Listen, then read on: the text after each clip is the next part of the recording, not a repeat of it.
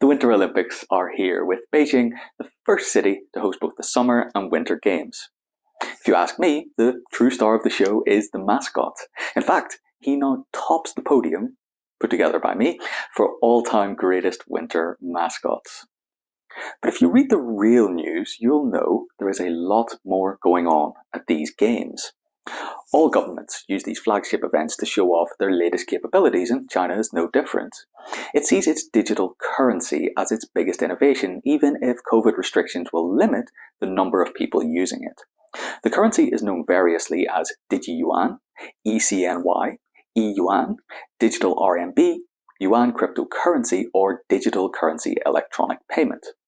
For the sake of simplicity, let's go with Digi-Yuan. Athletes have been given wristbands they can use to make payments, and all venues at the games will accept currency. China has been testing the Digi-Yuan since 2020, and the Olympics are viewed as the international launch. So, what are e-currencies, and what is China's long-term plan for the Digi-Yuan?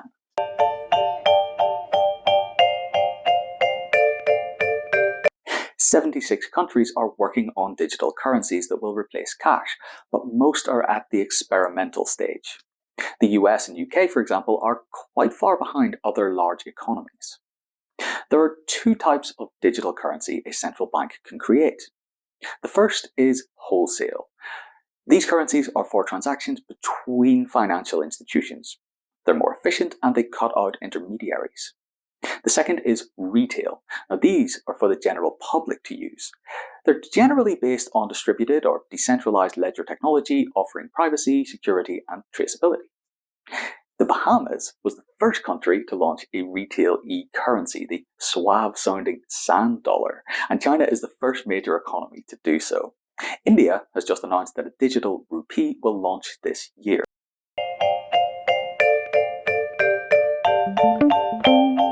There are already over 600 million people using mobile payments in China.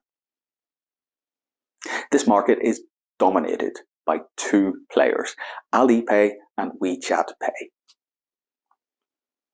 China's Digi-Yuan had over 250 million users within a few weeks of its expanded beta in the run-up to the games, with 87.5 billion yuan, $13.78 billion of transactions already processed.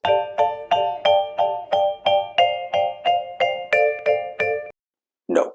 In short, no. For starters, it's not decentralized.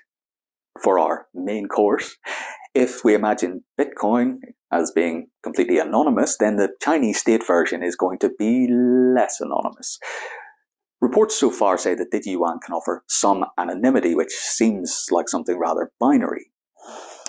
As it turns out, the state can see people's identities, but they can choose to cloak them from retail institutions. Now, there are already suggestions that this currency could be tied to other elements of the state system. For example, China has facial recognition technology that will automatically identify jaywalkers. It's not crazy to imagine that that could be tied to automatic fines. We're joining the dots hypothetically here, but you could see it happening.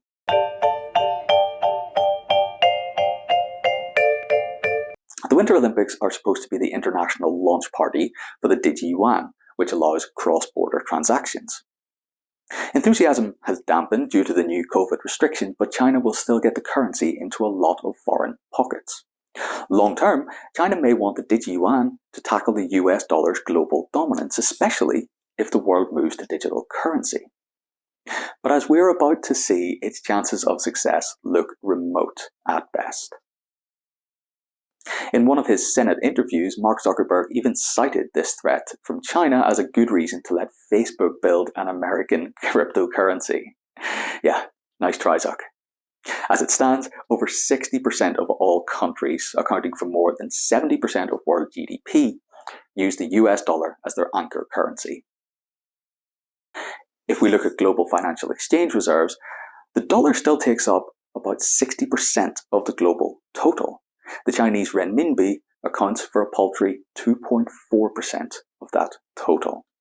Now, there are many explanations for this. The renminbi is not freely exchangeable, the Chinese capital account is not open, and investor confidence in Chinese institutions is low. These structural issues will not be solved with a smartphone app and a digital currency. If nothing else, it's only an attempt to paper over those cracks. But China will still feel that its global position in the financial system is not reflective of its modern-day economic significance.